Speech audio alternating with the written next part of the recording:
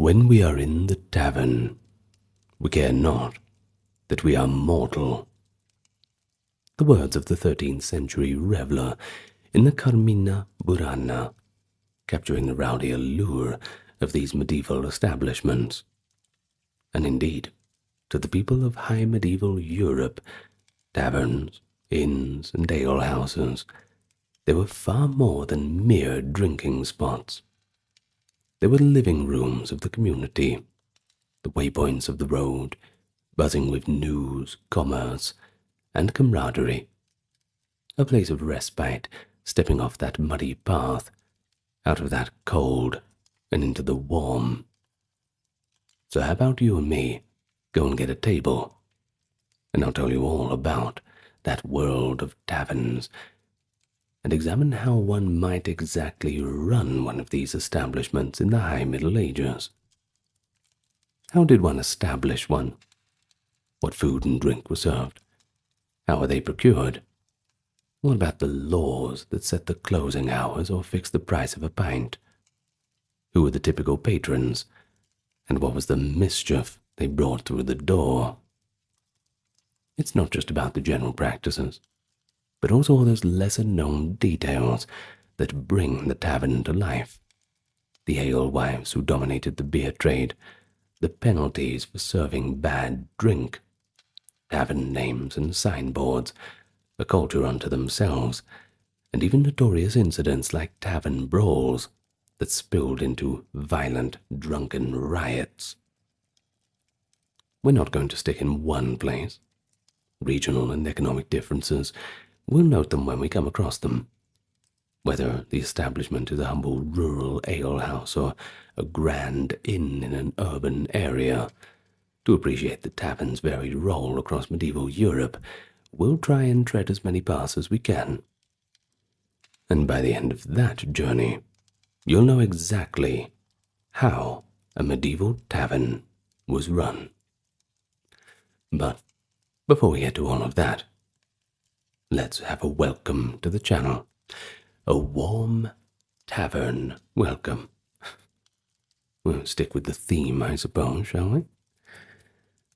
Well, if you're new here, you've yet to hit the subscribe button. I invite you to do so. If you've already hit the subscribe button, do not hit it again, because that means you unsubscribe, and we can't have that, can't we? Now, this video is 100% ad-free, due to the generous contributions of those on Patreon, YouTube memberships, and those who choose to donate. Thank you very much, you have my eternal thanks. And with all that out of the way, introductions, welcomes, good manners, let's get to the topic at hand. As usual, nice and relaxed. So let's start from the beginning. To run a medieval tavern, you've first got to know what kind of establishment you're running. Medieval terminology distinguished several kinds of drinking houses and lodging houses, and each of them had its own niche. First, let's look at the general tavern. In many parts of Europe, the word tavern implied a setup in status and usually a focus on wine. In fact, in medieval England or France, the word tavern often specifically meant a wine-drinking house, distinct from alehouses, which of course sold ale.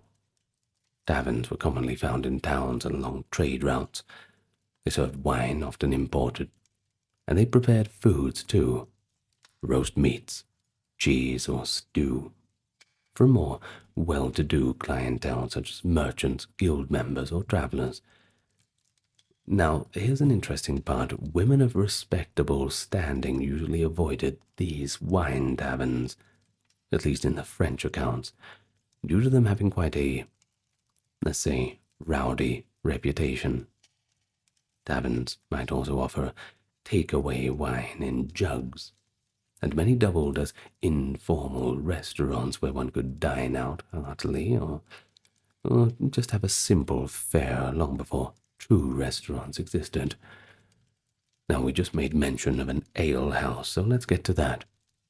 A more simple local establishment, often literally just somebody's house, where homemade ale was brewed and sold. These were ubiquitous in villages and towns. The common alehouse usually ran by an alewife or brewer. They typically did not provide lodging either, only ale and perhaps some basic fare. A telltale sign of an alehouse in England was the ale stake, a pole projecting from the door to announce that a fresh brew was ready. Ale was the everyman drink, and alehouses were frequented by labourers, peasants, and townfolks to get their daily beverage and dose of socialization. And then, of course, we have the inn, essentially taverns licensed to offer lodging. An inn provided food, drink, and a bed for the night, catering especially to travellers, pilgrims, and visiting merchants. There were typically larger establishments too. A decent inn had multiple chambers for guests. And of course there would also be a main hall for meals and drink, a kitchen, storage cellars, and stabling for horses. Because of the need for space and resources, inns were often found on main roads or in towns, and many were operated by people of some means, almost middle class. In England, by the later Middle Ages, inns became known as public houses, or pubs. Every inn was a tavern, but not every tavern was an inn. The key differentiator was beds, lodging. If you didn't have any lodgings, you were just a tavern. Nothing wrong with that, though. There are a few other terms. Medieval sources mention guest houses, hospices, and hostels, often run by religious houses or charitable foundations, especially along pilgrimage routes. Of course, think of the Knights Hospitaller, things like that. They provided lodging and sometimes free food to travellers. Though they might not be considered commercial taverns in a strict sense, nonetheless, many inns had religious origins. For example, along major pilgrimage routes in Central Europe, monasteries or local nobles established inns to serve pilgrims and merchants. During the High Middle Ages, such inns with taverns proliferated along trade routes, frequently under noble or ecclesiastical patronage. In Central Europe, there was the German tavern in the Wirtshaus tradition. It often began under feudal privilege. Only nobles, monasteries, or town councils might have a license to run them initially, but this all changed as time went on. Now, running each type of establishment required different resources, and of course, you catered to different crowds, but they all fell under the umbrella of victualling houses, places providing victuals, food and drink, that is, to the public. For a prospective tavern keeper in the 13th century, deciding whether to run a humble village alehouse or a bustling town inn would determine everything from the scale of operations to the clientele served. And of course, there's some clientele that you'd perhaps rather go without. We'll get to that later. Now, here's the thing. In the High Middle Ages, no one could simply set up a tavern wherever they pleased. There were actually a surprisingly complex legal and feudal set of frameworks to consider, and many taverns were, in fact, established under some form of license or privilege. In towns, tavern keepers often needed permission from town authorities or a royal patent to operate. Urban taverns or inns were sometimes regulated by guilds or town councils. For instance, the City of London kept close watch on its taverners and vintners, vintners being the winemakers, by the way. City ordinances controlled how taverns sold wine, even mandating that no tavern could sell both red and white wine at the same time. this ordinance aimed to prevent fraud and ensure quality by specialization, a hint of the early regulatory environment a tavern keeper had to navigate. In many regions, feudal lords or monasteries held rights to approve or run taverns. Along pilgrimage roads or in smaller settlements, the local lord often had the right of tavern, or in French custom, the ban vin. The ban vin was the lord's privilege to sell his own wine for a certain period after the harvest. Vin, of course, being the word for wine. In Italian you have vino, French you have vin. Well, during this time when he had this privilege, no one else in that area could sell wine at all. So, a would-be tavern keeper in the countryside might actually lease the tavern rights from the lord or operate the tavern as part of the lord's demesne. In many cases, the inn on a manor was a monopoly of the lord. Villagers were bound to buy drink there, just as they were bound to grind grain at the lord's mill. Well, ecclesiastical ownership, too, that was quite common. Not surprising, since the church owned quite a lot of the land, and therefore much of what was built upon it. Monasteries and bishoprics often maintained inns for travellers or derived income from tavern rents. A significant number of taverns on busy routes were effectively run by clergy or under church auspices in this period.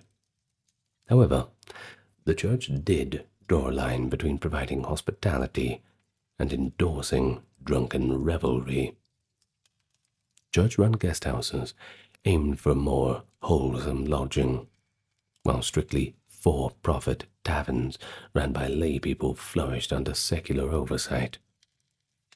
But no matter who owned the tavern, authorities recognized them as public necessities. And with that came legal obligations. English common law, by the late medieval period, declared inns and taverns to be public houses, and with that they had duties to the public. This concept, which had quite early roots actually, meant a licensed inn had to receive all respectable travellers willing to pay, and could not arbitrarily turn people away or price gouge. If they got caught doing that, well, you would lose your license. Already in the 13th century, the principle was that an inn served the common good, a refuge for travellers who otherwise had few safe places to sleep on the road. An aspiring innkeeper, therefore, entered a sort of social contract.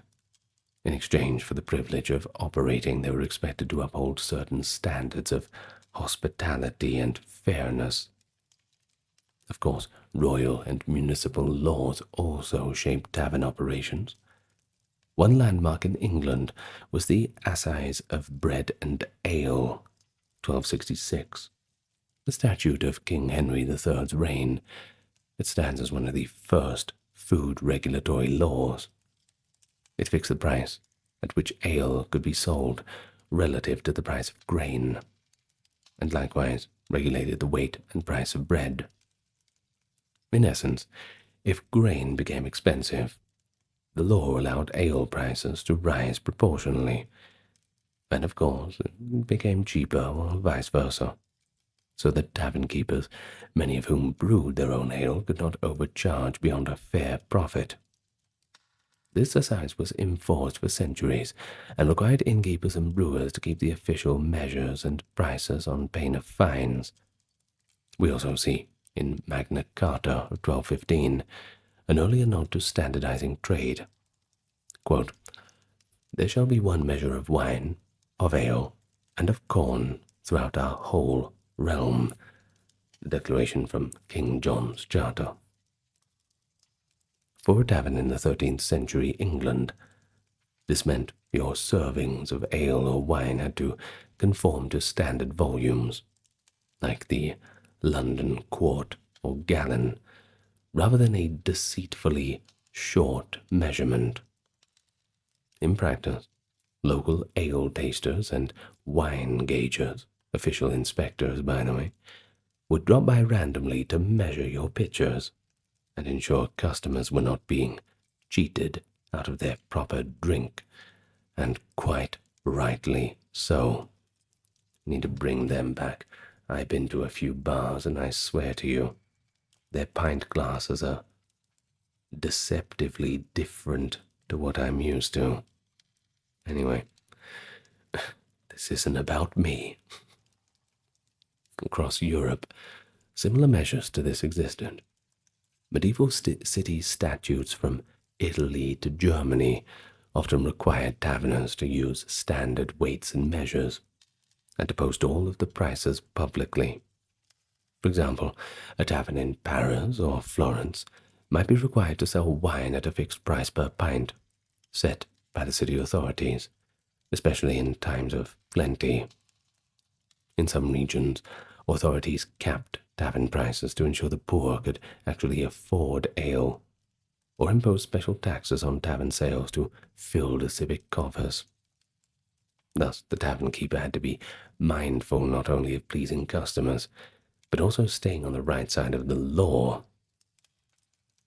Would-be tavern keepers also needed to get that license in many jurisdictions. Records from England show local courts regularly renewing or revoking brewing licenses. In Scotland's 14th century law code, Regium Majestatum, a chapter on brewsters declares that anyone making evil ale, that is, bad quality ale, shall pay a fine of 8 shillings, or face the punishments of the cucking stool, which is not what you think it is.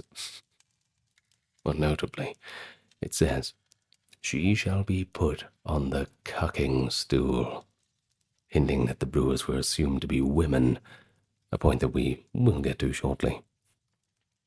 Obtaining a license often meant paying a fee or rent. For instance, a tavern in a city might pay an annual rent to the city for the right to tap wine. In rural manors, the right to brew and sell ale might be auctioned off to a peasant for a season. Well, to sum it all up, if you want to run a tavern, you've got to know as much about the rules and greasing the wheels of authority as much as actually making the ale or wine. A good tavern keeper kept a clean relationship with local officials, be it town aldermen, feudal lords, or royal officers, avoiding those fines and securing their livelihood. Now, assume our tavern keeper has the legalities sorted and the keys to the alehouse firmly in hand. So, let's step inside and see the daily operations of the tavern. Dawn breaks, and the tavern keepers wake up. The keeper and their family, or servants, stir the embers of last night's fire and prepare for the day ahead. If the establishment brews its own ale, as many of them did, especially smaller alehouses and inns, the day might start with tending the mash in the brewhouse out back. Brewing was a core task for many tavern keepers. You're not much of a tavern without any ale, aren't you? In England, brewing ale was so common among the women that alewife became a pretty standard occupation. Women brewed and sold ale from their homes as a way to earn extra income. Side hustles back in those days. Monastic records, literature, and legal rolls all attest to the prevalence of female brewers. Let's take one example. The Durham Manorial Court Rolls of 1365. They list many women presented for issues with their brew.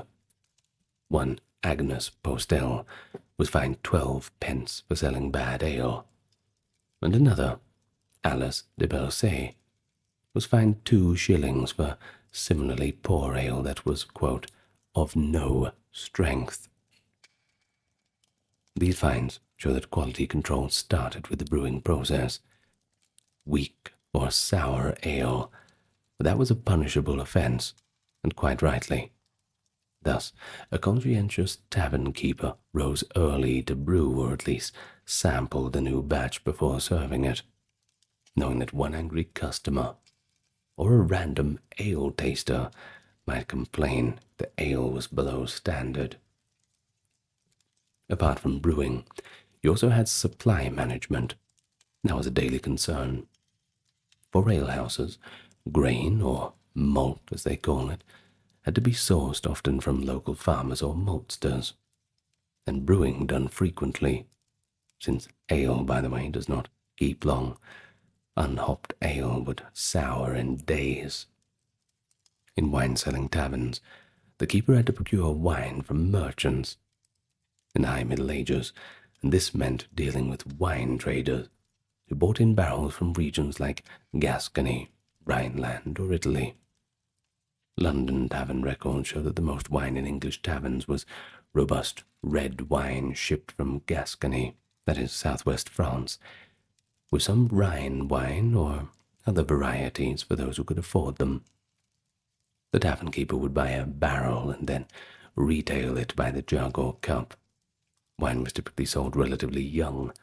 Medieval consumers expected this year's vintage, not aged bottles, as wine spoiled without modern bottling. Of course, we solved all these problems now, haven't we? The tavern keeper had to be adept at storage, keeping the casks in a cool cellar and tapping them efficiently. Food preparation was another key part of operations, especially for inns and taverns. The medieval tavern keeper's menu was pretty simple, but not bad. The common fare included bread and cheese, stews and pottages. One popular tavern stew recorded in the 14th century English cookbook is a spiced chicken stew called boucanade. Roasted or boiled meat stew were popular. Bacon, beef, or mutton for those who could pay. Pies, seasonal vegetables. In France, taverns by the 14th century offered roast meats and simple dishes to accompany wine. The tavern kitchen might have a large cauldron simmering with a one-pot meal that could be ladled out to guests. For travellers at inns, breakfast might be coarse bread and ale. The main meal later could be a stew of whatever was available, perhaps rabbit or salt fish on Fridays. And of course, plenty of ale or wine to wash it down with. Tavern keepers usually did not aim for fine cuisine. Nobles dined at home or in castles, but they had to provide filling portions. An old saying was that good ale keeps good company with good bread. So bread was indispensable, either baked on site or bought from a baker daily. And yes, quite rightly, you'll even know that in our common days, at least if we talk about Australian or British pubs, the first thing they really give you is the bread, even if you don't want it. It keeps good company. Now, the tavern keeper's role, that was multifaceted. It wasn't just one job, quite complex. Part merchant, part host. He, or she, many alehouse keepers were women, did everything from tapping casks to serving customers to bookkeeping and supervising servants. In a larger inn, the staff might include serving wenches or lads, a cook, stable hands for the horses of guests, and pet boys to clean pots and refill jugs. But in a smaller tavern, it was pretty much a family affair. We have depictions of tavern scenes where the keeper's wife cooks a stew in the back while the keeper draws ale at the front, and their children might be sweeping floors or busying themselves with some other task. One 15th century illustration even shows a tavern woman using a broom hung above the door as a sign of her trade, a practice related to the ale stake or bush sign. That broom or green bush branch told passers-by that fresh brew was available.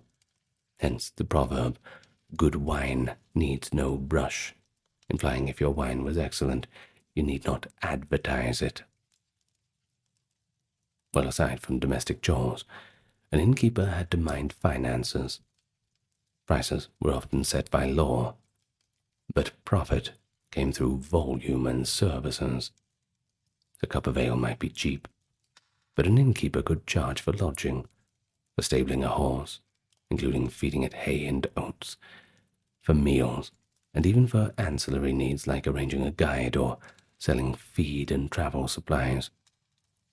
Successful innkeepers in bustling towns often became quite prosperous.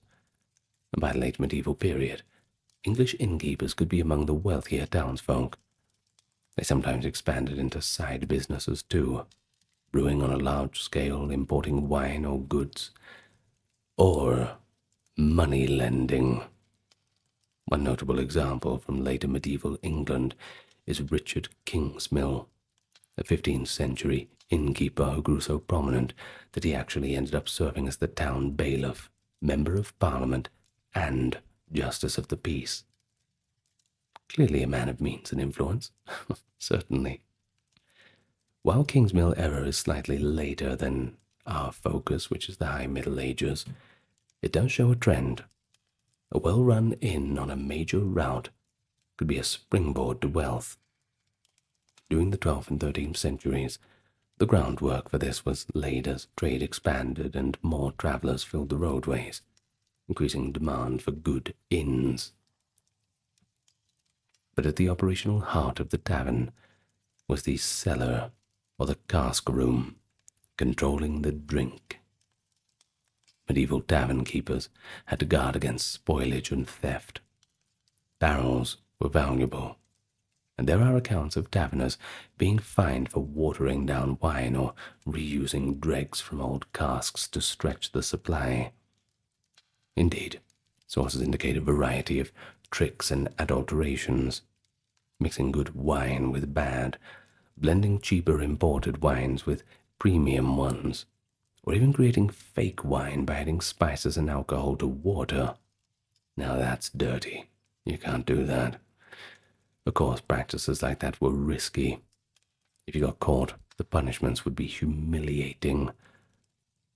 So, London's authorities employed wine tasters called searchers to visit taverns, sample the wine, and ultimately destroy any casks of spoiled or fraudulent drink. One London ordinance infamously punished a tavern keeper who sold bad wine by making him drink a portion of the sour wine and then pouring the rest over his head in public shame. Ale, too, was policed by official ale conners in England, conner being an old word for taster, who would don leather breeches and literally sit in a puddle of spilt ale. One bit of a strange test was that good ale not too watery would make the ale conner's leather pants stick to the bench. Whether or not this exact test was common, it does show that the medieval public valued honesty, whether it be by measure or quality, and tavern keepers always lived under the community's watchful eye. So let's go on to the next section. Who really ran the taverns? Well, I've mentioned a little bit about the prominence of women as alehouse keepers and brewers already. In the High Middle Ages, especially in Northern Europe, brewing was a rare commercial sphere where women could actually thrive. Many taverns and alehouses were essentially family businesses, with a husband and wife team or a widow carrying on the trade. Records from England around 1300 show alewives frequently mentioned in court rolls, often when they are presented for breaking the assize of ale by overcharging, or just brewing something a little bit subpar. Now, a typical entry might have read that so-and-so, the alewife, is in mercy, is what they would call fined, for selling ale contrary to the assize. These fines, usually just a few pence, were seen as cost of doing business most of the time. They indicate that women of relatively ordinary status did play a key role in the tavern trade, just because they show up in the records so many times. And in fact, that cucking stool punishment, once again, not what you think it is, in JSTOR, and later laws specifically targeted she who brews bad ale, confirming that authorities expected tavern brewers to be female. Now, for many women, running an alehouse was an extension of household brewing, taking a traditional task and turning it into a profit by selling the excess. Most of the time, that's pretty much how it started. But, on the other hand, the large inns in cities or on major roads were often run by men, sometimes men of significant standing. These innkeepers might be retired soldiers, merchants, or urban officials who invested in the hospitality trade. They had to manage more capital, property, multiple staff, supply chains for wine and food, just because of the size of the establishment. Their social status could be respectable. Some even served in town councils, as noted earlier. Yet tavern keepers always walked a fine line in reputation. Whenever alcohol's involved, well, things can go downhill pretty quickly, can't they?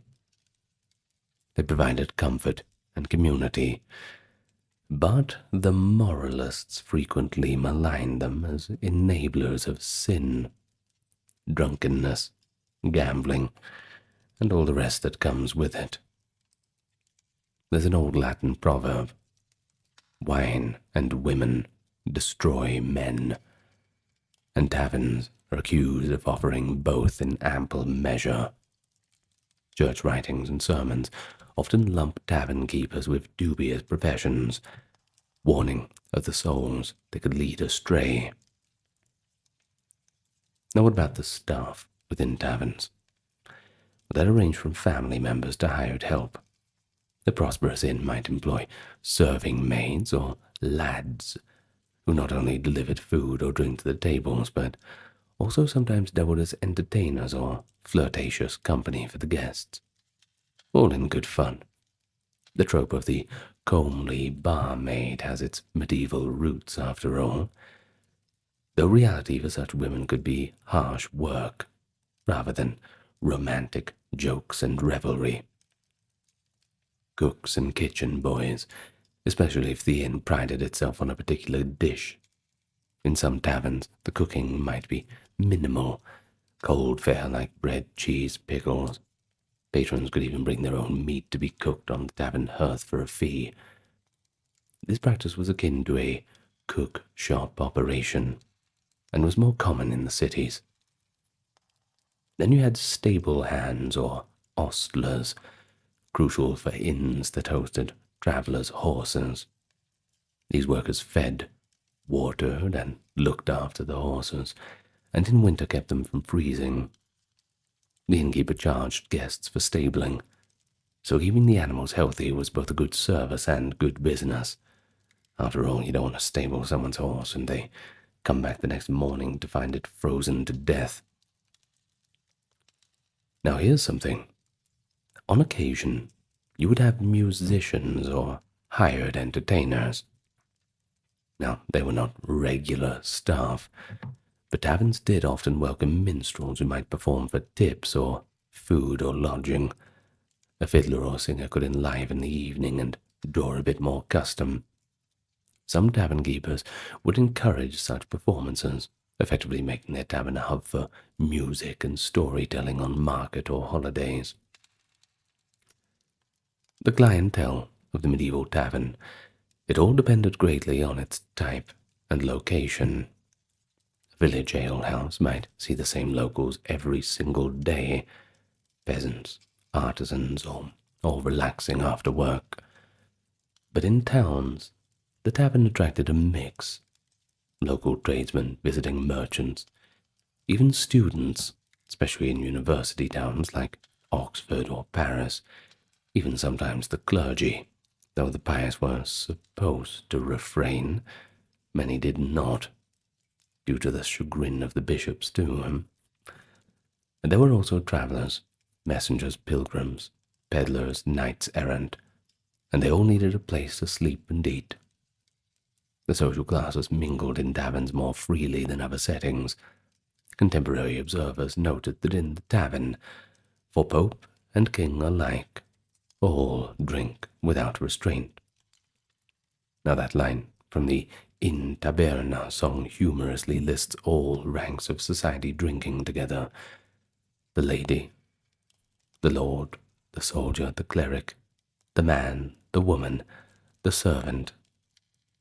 Indeed, taverns were one place where the usual social hierarchies seemed to loosen out a little bit.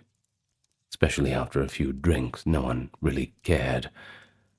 A scholar or a squire might find himself dicing and joking with a blacksmith or sailor. This commingling sometimes led to a few tensions, however. For example, university students, generally from more privileged backgrounds, clashed with the local townsfolk in taverns. The famous St. Scholastica's Day riot of 1355 in Oxford actually began when two students insulted the wine quality at Swindlestock Tavern and ended up trading blows with the innkeeper. Of course, this sparked a town versus student melee, and it left nearly 100 people dead. All fun and games until the end of the sentence, right? While that occurred, slightly after the High Middle Ages, it does show a constant of tavern life. When disparate people get together to drink, conflict can brew up as easily as the ale does. But beyond serving food and drink, taverns played crucial roles as information and networking centers. News traveled through taverns as through no other place. Travelers brought gossip from afar. Minstrels spread tales and news. Local deals were struck at tavern tables, and even political conspiracies sometimes fermented over ale. Of course, that's only people getting drunk. One thing leads to another. Chronicles and letters from the period revealed that taverns were often the setting for notable encounters. Merchants would choose a reputable inn to meet partners or clients, essentially conducting business over pints of ale or a jug of wine. Guilds on occasion, too, held informal gatherings. In 14th century London, some craft guilds met at specific taverns which became their unofficial headquarters. But for the common folk, it was quite the recreational centre. Games, they were a big draw. Dice, board games like backgammon, throwing games, they were all common sights on tavern tables.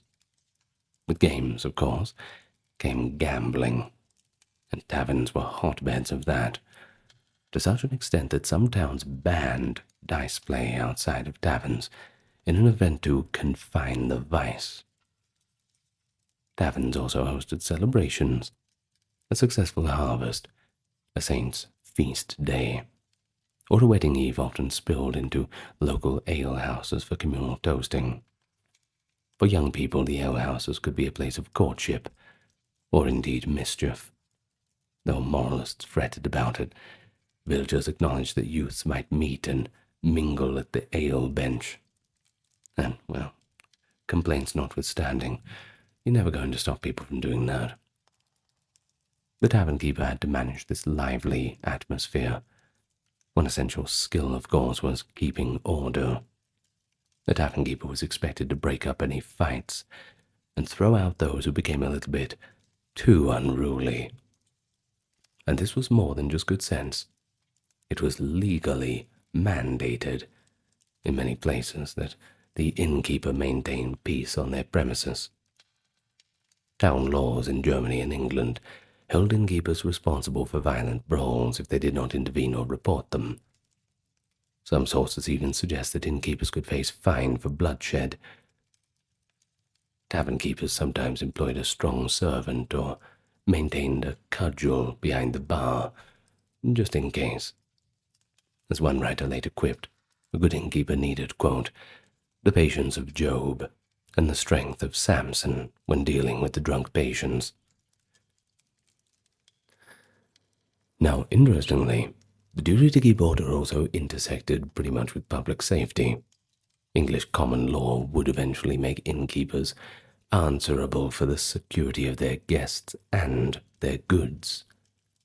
Already, in our period, if a traveller's horse was stolen from an inn stable or his bag pilfered while he slept in the inn, the innkeeper could be held liable to compensate the loss, unless he could prove he took all precautions. Wise tavern keepers employed locks, had designated sleeping quarters, and sometimes organized a curfew bell or a lights-out policy to reduce the nocturnal mischief. A few city taverns even hired night watchmen, but that was kind of expensive, and, well, you need to cut costs, don't you?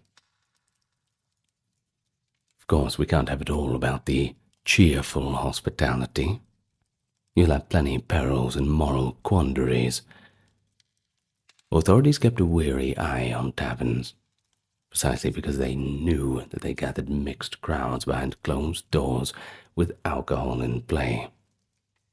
So let's consider a few of those challenges. Of course, inebriation, drunk people. That's the most obvious issue. Medieval society was surprisingly tolerant of moderate drinking. However, habitual drunkenness was frowned upon and sometimes punished. The keeper had to decide when to stop serving an obviously drunken guest. Fail to do so, and that guest might start a fight or damage property. The literature of the time is full of warnings, too. One 12th century cleric described taverns as places where men, quote, drink the blood of the grape until the room spins and shameful behavior ensues. The rule of the Knights Templar in 1129 and other military orders explicitly forbade members from entering taverns precisely to maintain discipline. That a rule had to be stated suggests some eager young knights might otherwise slip into the local tavern, with potentially unruly results. A tavern keeper in a garrison town might thus find himself turning away cowled Templars or Hospitallers who were under oath not to be there, or face their order's penalty if caught. Of course, we've also seen how tavern altercations could escalate into violence, apart from our Oxford riot example. Medieval chronicles occasionally recount murders that occurred at taverns, and it doesn't get more violent than that. Here's one case, from the Crusader states. It tells of Count Hugh of Jaffa in 1134. While gambling in a tavern in Jerusalem, he was suddenly attacked and stabbed. In that account, the tavern, described as a merchant shop used for gaming and drinking, became the stage for a political assassination. But in more mundane reality, tavern brawls between locals were pretty common. Blows with fists, drinking pots, or even daggers could be exchanged. The tavern keeper's challenge was to calm the tensions early. Some tavern keepers employed a simple rule: all weapons left at the front.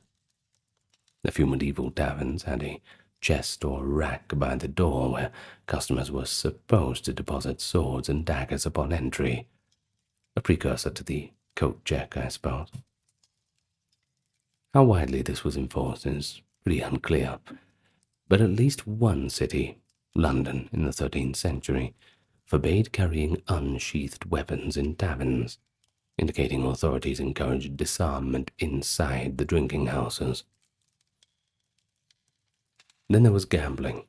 Of course, all the problems that come with it. The taverns often ran hand in hand with games of chance. Despite periodic bans by kings or bishops on dice and cards, you could never really stop it. Some tavern keepers might run a side gambling den or take a small cut from the wages as a house fee. This could be lucrative, but it also invited trouble. Debts incurred in drink led to bitter quarrels.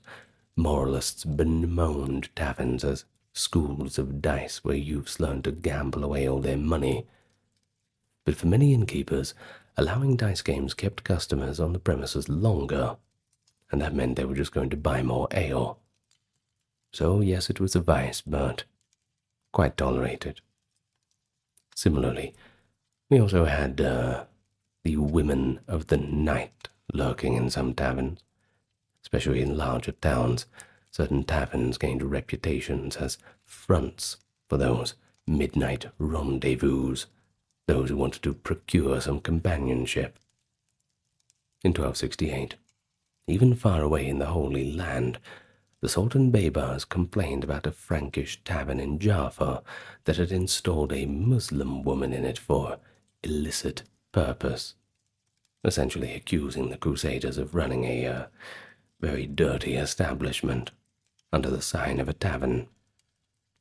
Within Europe, civic records occasionally mention tavern keepers charged with allowing loose women on the premise. The savvy innkeeper might officially forbid such activity, but unofficially some inns did profit from renting out the back rooms. Well, the line between tavern and a more illicit establishment could always blur, and it's one of the reasons that the more respectable in society sometimes chose to keep their distance.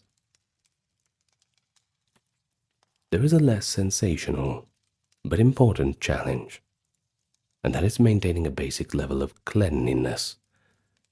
Taverns could get filthy. Brushes on the floor soaked with spilled ale, greasy wooden tables, unwashed pots, and the ever-present smoke from torches and hearths. A good tavern keeper, rather, would sweep out the hall, bring in fresh rushes or straw for flooring, wash drinking vessels, and air out bedding in inns to prevent fleas. This was not merely for comfort. Travellers indeed took note of the inn's hygiene. A 15th century traveller's guide advised choosing inns that appeared clean to avoid those that stank of sour ale and vermin visibly present. Poor sanitation could also draw fines. A few cities had health inspectors who would censure taverns for rotten food or foul privies.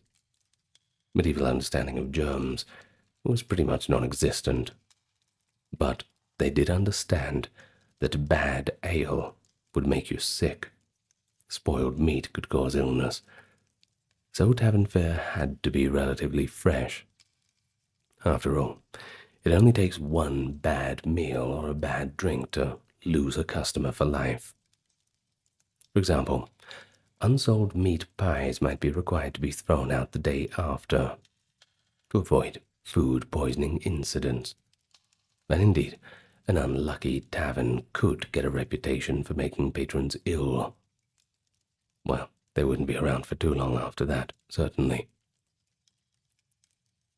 Taverns, like all medieval buildings, were mostly made of timber and thatch in small villages, and even in cities often wood-framed, with cooking fires and drunk patrons with torches or pipes. There was that risk of fire that was ever present. Innkeepers often had to enforce a sort of nightly fire curfew, ensuring that hearths were banked and guests did not leave candles burning near bedding. A tavern fire could be devastating, not only to the inn, but to the entire neighborhood if it spread. So cities sometimes required tavern owners to keep water buckets or firefighting equipment handy.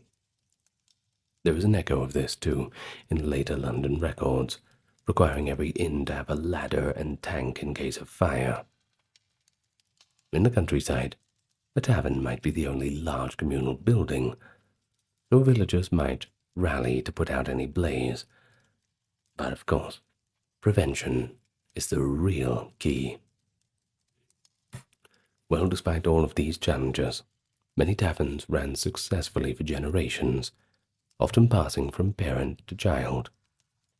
They adapted to the rhythms of medieval life, busier on market days, subdued in penitential seasons like Lent, when authorities sometimes banned revelry, and overflowing on holidays, when the ale flowed freely. The tavern keeper's adaptability, to be a genial host one moment and a stern bouncer the next, then a shrewd accountant at some times, an empathetic listener at others. It was all crucial, and at the end of the day, just part of the job. Well, let's have a look at a few of the regional differences. Just a few of the differences in general between different regions, urban and village establishments. Well, the basic concept is all the same. Food, drink, and shelter, that's universal. But these differences gave each area's tavern its own cultural flavor. As mentioned, in wine-producing areas, Italy, Spain, the Rhineland, France, the tavern was largely a wine house, and in such places ale was less popular, or it was seen as a bit of a poor man's drink, might only be brewed for local consumption. By contrast, in the north, England, Flanders, Germany, Scandinavia, ale or beer was king. An English tavern keeper typically brewed ale. A German innkeeper in the late 13th century might be brewing beer with hops. The Germans were indeed pioneers in hopped beer, and this led to differences in scale. Wine could be imported in volume and stored, but ale, that was different. It had to be brewed constantly and in small batches. Thus, a tavern in Bordeaux might simply tap the latest casks from the local vineyards, whereas an alehouse in England might have a brew house as its centerpiece. As hops spread in brewing, as in hopped beer lasted longer, so it all made sense. By the late 14th century, larger commercial breweries emerged, and that shifted beer making from women at home to a more large and male-dominated enterprise. The tavern keeper in the Low Countries, around 1300, might be on the cusp of this change. Instead of brewing himself, he could buy beer from an early brewery. This was an economic shift. The era of alewives gradually gave way to the era of the Brewers' Guild and beer guilds in towns. In cities, taverns tended to specialize. There were taverns known for certain wines or dishes, inns favored by certain merchant caravans, and alehouses tied to particular neighborhoods or guilds. In London, a document from the early 15th century lists over 50 tavern names, and they all sound rather just like normal English taverns of our modern day. The Boar's Head, the Angel, the Swan. It shows how taverns used pictorial signs and names to stand out. Urban tavern keepers faced stiff competition. They also had to cultivate quite a good reputation. Prices in cities were often higher due to taxes. For example, after 1300, heavy taxes on wine in France and England made tavern wine quite expensive. But rural taverns, on the other hand, they were fewer and far between. Perhaps one every few villagers, and they might operate more intermittently, etc., only when the ale was freshly brewed. No open and closing hours, just wait for that broom to be hung up. They were on the vital highways, a lonely inn on a long road.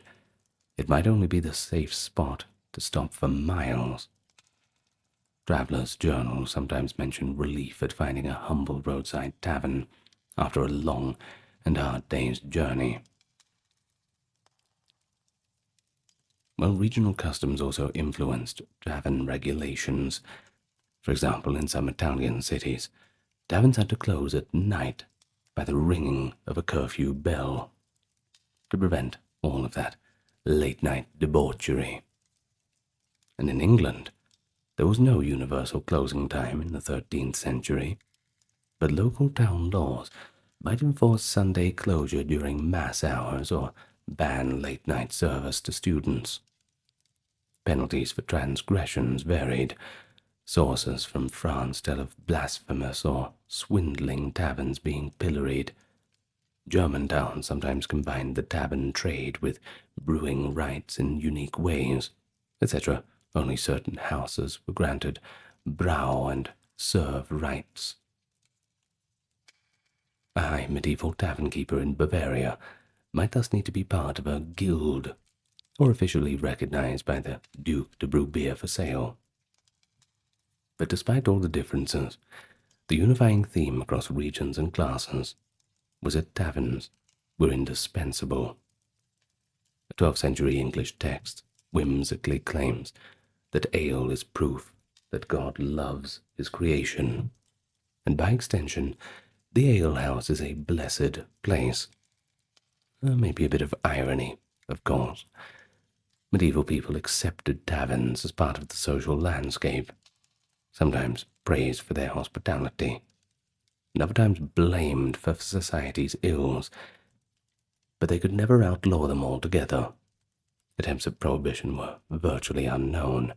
Alcohol was West, too central to diet and culture. Even reformers who criticized taverns usually conceded that travelers and pilgrims needed somewhere to stay. We just can't leave them out in the mercy of the elements. Now that would not be very Christian at all. Well, we are drawing towards the end of our time together today. But there's a few little goodies that I've left till last. It shows a bit of the colour and character that went into the tavern. There's a few vivid little tales and facts that have emerged from the old primary sources. The first one is the tale of the two alewives. In medieval literary allegory, tavern keepers sometimes appear as stock characters. In William Langland's late 14th century poem, Piers Plowman, there was an alewife named Dame Quickly, and in some versions Betty the Brewster, who is notorious for selling bad ale and cheating her customers. She even has an epitaph that she'll be doomed for her watered-down ale. Now this poem's interesting, because it notes how she dilutes ale with water and serves it in unclean vessels, deceiving both pilgrims and the poor. Yeah, it's an exaggerated satire, but it does mirror real concerns that tavern keepers had to balance that profit versus honesty. Despite church strictures, not all clergy shunned the tavern. Some monastic accounts slyly record monks sneaking out for a cheeky pint with the boys. One story tells of a monastery where the ale was so bad that certain monks regularly escaped to a nearby inn for something decent to drink, only to be caught and disciplined. This prompted the abbot to actually hire the tavern's brewer to improve the monastery's own stock. Well, let's have a little talk about tavern names and signs. Like I said at the start of the video, they're a culture unto themselves.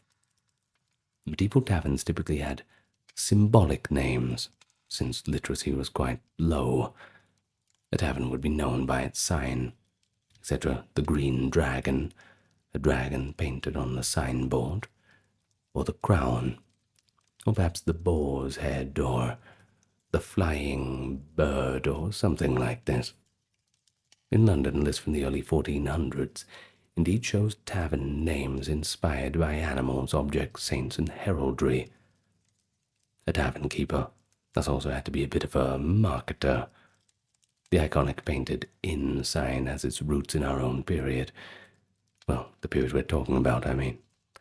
By the High Middle Ages, it was common to hang a recognizable icon outside one's tavern. We've already noted the simpler, universal symbols like the ale stake or bush. But gradually, more personalized signage emerged. For example, Chaucer set his Canterbury Tales pilgrims gathering at the tabard inn. Now, tabard is a type of tunic. Likely the sign displayed a picture of a tabard coat. Indeed, Chaucer's description of that inn and its host gives us a rather delightful snapshot. The host of the tabard, Chaucer calls him Harry Bailey, is a stout and merry man, who is so genial in hosting that he joins the pilgrimage as a tour guide. Chaucer's host even proposes the storytelling contest to entertain the group, a clever innkeeper turning a journey into a social game. Through this, we glimpse how talented tavern keepers could be, the life of the party, the facilitator of communities. Now, what about a few notable drinks? People had to get creative. Ale and wine, they were the staples. But there was also mead, which is a kind of wine made from honey. That was popular in regions with beekeeping. Cider was common in ale-growing areas, like Normandy or England's West Country. Though cider was often sold by farmsteads, some taverns did serve it. Spiced wines called piment or hippocras were high-end luxuries. These were wines mixed with sugar, ginger, cinnamon, whatever spices you could get, served warm in winter.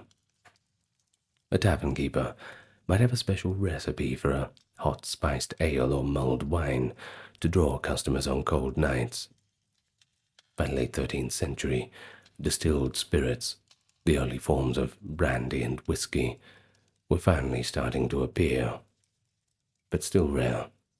A high medieval tavern wouldn't yet be selling shots of hard liquor. That came later in the late medieval period when distillation spread. But they did, however, make potent concoctions like braggot, which packed quite a punch. His ale mixed with some honey and herbs, a little bit stronger than the usual. We also have evidence of taverns hiring storytellers, or allowing theatrical troupes to perform short farces in their yards. In Southwark, near London, in the 14th century, some inn-yards were used for plays, quite a precursor to the Elizabethan theatre tradition. In village taverns, the entertainment might be more rustic. Jugglers, trained animals, or just bawdy jokes told by the locals. And on the flip side, taverns, of course, could be spots of crime.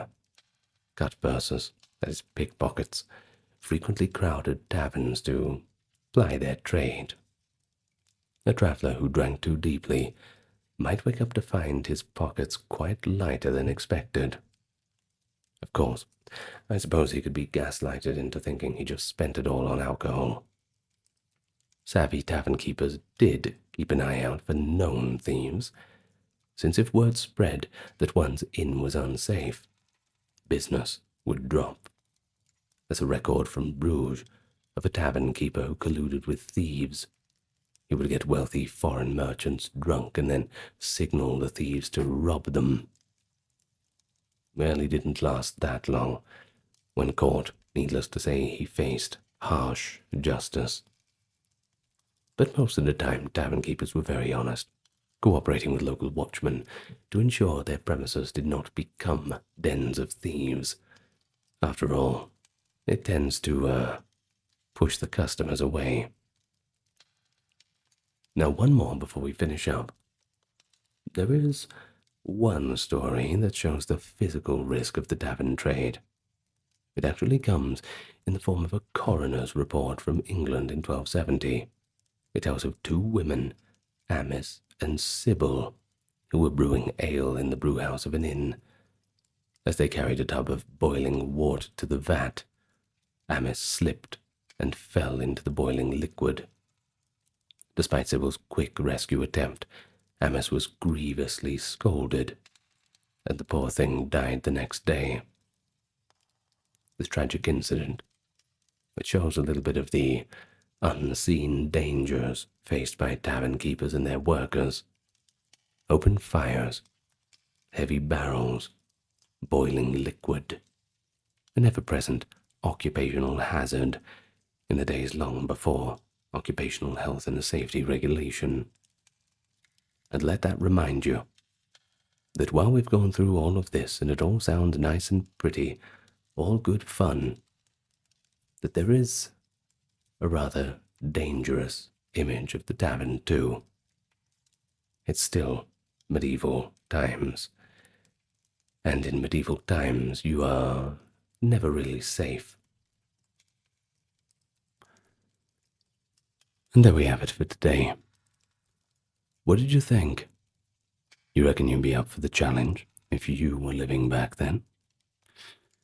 I don't know. Maybe. The main problem, I think, would be the troublemakers. Still the same problem. I suppose some things never change.